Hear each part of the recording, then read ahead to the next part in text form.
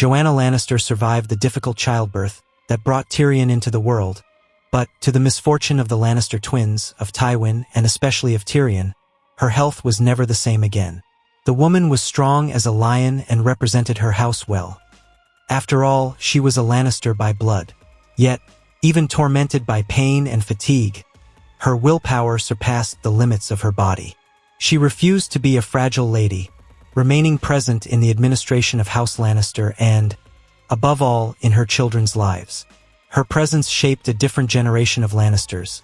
Less bitter, less divided, more restrained, at least to a certain extent. She tried, but not even she could make Tywin show the slightest affection for a baby born a dwarf. Tyrion, under Joanna's attentive care, grew up surrounded by books, ideas, and compassion. In this version, he wasn't mocked so cruelly by his siblings and other members of Westeros court. But of course he still suffered for his condition. He was called dwarf, imp, even deformed monster, but could always return to the warmth of his mother's embrace. Because of her, Jaime and the others never led Tyrion into falling in love and marrying a prostitute. Of course, he grew up and delighted in the power that his status and wealth brought him in the brothels with the women. The little lion loved prostitutes, but he wasn't as bitter as the Tyrion we saw in the show. Still, even with all of Joanna Lannister's love and protection, Tywin's cold and sour disdain never stopped targeting and striking the youngest of the three siblings. Because of this, Tyrion learned early on to think, to observe, and above all, not to bow in the face of contempt. Cersei, who in another timeline harbored a mortal hatred for her brother, was raised to restrain her arrogance. Joanna had not died in childbirth, and so Cersei had no reason to hate her little brother from childhood. At least not yet. Joanna did not tolerate disrespect among her children, and Jaime, already naturally close to Tyrion, became even more protective, guided by their mother's silent example. And so the years passed among the Lannisters, but even with efforts to maintain harmony, the signs of tension between Joanna and Tywin were constant.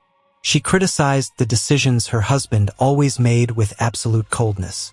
"This is for the good of House Lannister," he would say. One of their greatest disagreements came when Cersei was promised to Robert Baratheon. Of course, he was the current king after his rebellion managed to overthrow the Mad King. But Joanna knew very well the kind of man he was.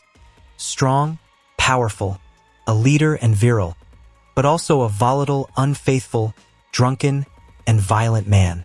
Although Tywin had arranged the match for political prestige, Joanna tried to stop it. She failed, but never ceased to watch over her daughter closely, even when she already resided in King's Landing. Deep down, it had always been one of Cersei's wishes. Being queen was something she had always wanted, but Joanna always had a strong feeling they were destined for failure and much pain. During her frequent visits to the capital, Joanna brought Tyrion along, who now, more mature and insightful, passed through the halls radiant, but never unnoticed, gathering information like someone picking up breadcrumbs. Of course, people still spoke ill behind his back and laughed at the deformed dwarf of House Lannister. But the Lannisters' presence at the king's castle was extremely common, as she was always with her daughter. It was on one of those occasions that Tyrion overheard unsettling rumors about the queen's children. Veiled comments, corridor whispers, and observations from Varys reached his attentive ears. And all of them were connected to the investigations Jon Arryn was conducting. He had been visiting several bastards in King's Landing for some months, and only Westeros' greatest spies knew about it. So Tyrion shared everything with his mother.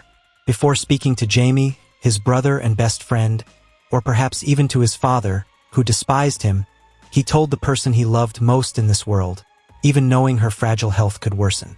Joanna, already tormented by old memories, remembered Cersei's first child, the dark-haired baby who tragically died in the first few days.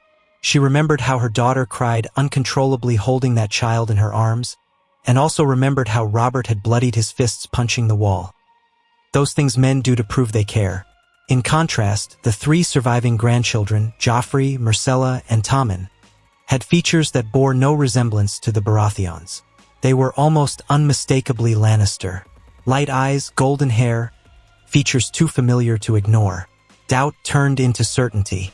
She had always had a strange suspicion about the twins, but couldn't believe it was true. Then, gripped by silent anguish, Joanna confronted her daughter.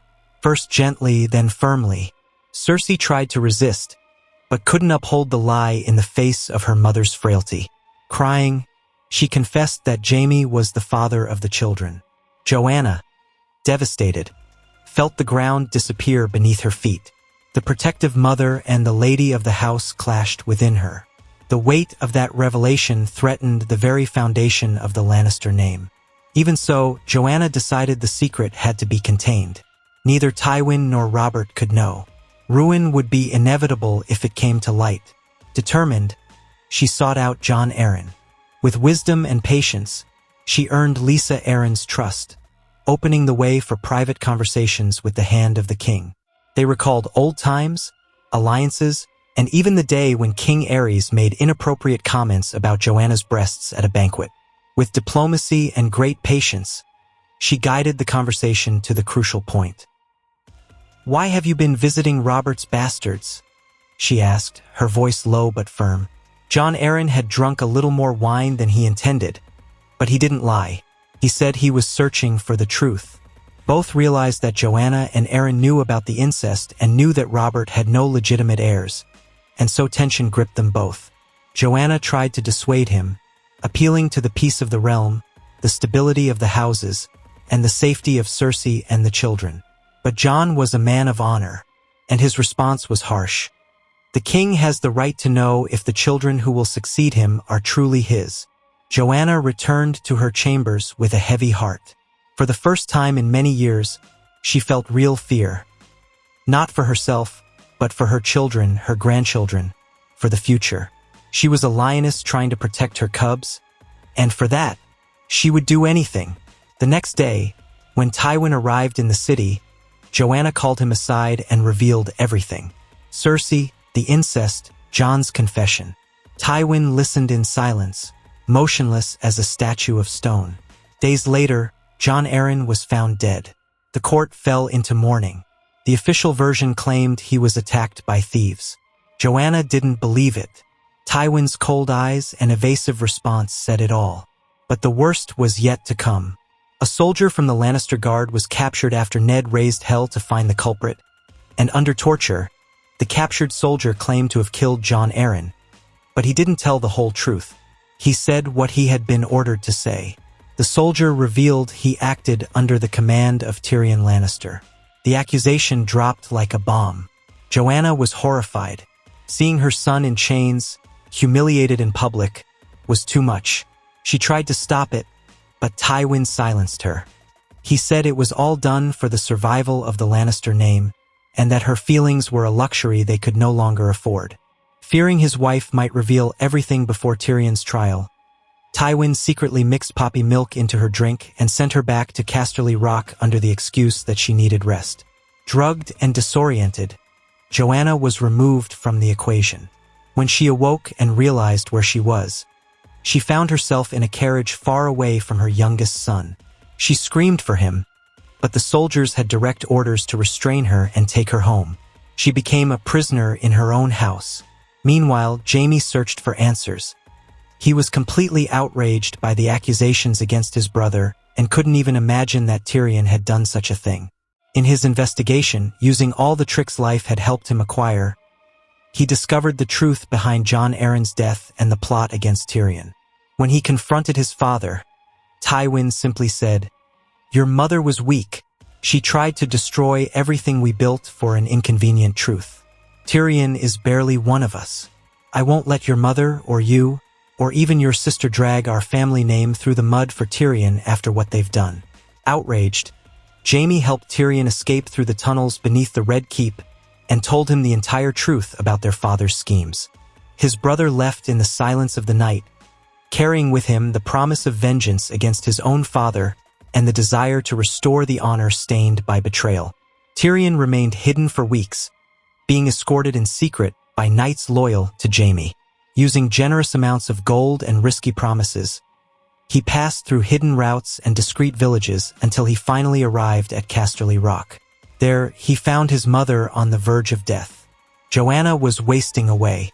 The betrayal she suffered from her husband, the regret of not acting in time, the worry for Tyrion's safety and for the twins, and her body, fragile since childbirth, had all been too much. Now she seemed not to have the strength to even open her eyes fully. When Tyrion arrived at Casterly Rock in the middle of the night, she barely recognized him. With tearful eyes, he knelt beside the bed. He held his mother's hand and spoke softly, trying to awaken some memory. "It's me, Mother, your little lion." Joanna blinked slowly. A faint movement of her lips seemed to indicate that she wanted to speak, but couldn't. Tyrion stayed there for hours, in silence, caressing her hand and promising that she would not leave this world alone. With effort, she whispered Jaime's name. Tyrion then wrote a letter and sent it urgently to his siblings. He couldn't face them in person, but he needed them to see with their own eyes what Tywin had done. Meanwhile, the Lannister guards didn't have the heart to harm the dwarf during Joanna's final moments. Tyrion couldn't leave the castle, but he wouldn't be thrown into a cell until Tywin knew and gave the order himself. The letter reached Jaime first. When he read it, he froze. Tyrion told him everything. The escape, the reunion with their mother, and the pitiful state she was in. "She is dying, Jaime, and she barely remembers who I am. But there is pain in her eyes. Not from illness, but from abandonment." Without hesitation, Jaime set off for Casterly Rock with Cersei at his side. When they arrived and saw their mother reduced to a shadow of who she had once been, their fury ignited. While Cersei stayed by her mother's side the entire time, Jaime ordered a messenger be sent to their father. Tywin would have to face what he had done. Tywin arrived 2 days later. His presence was met with heavy silence and looks of contempt from the very servants. Upon entering the room where Joanna lay, he found Jaime, Cersei, and Tyrion waiting for him. The confrontation was inevitable. "Look at her, father. Look at what your ambition did to the woman who raised us," Jaime shouted.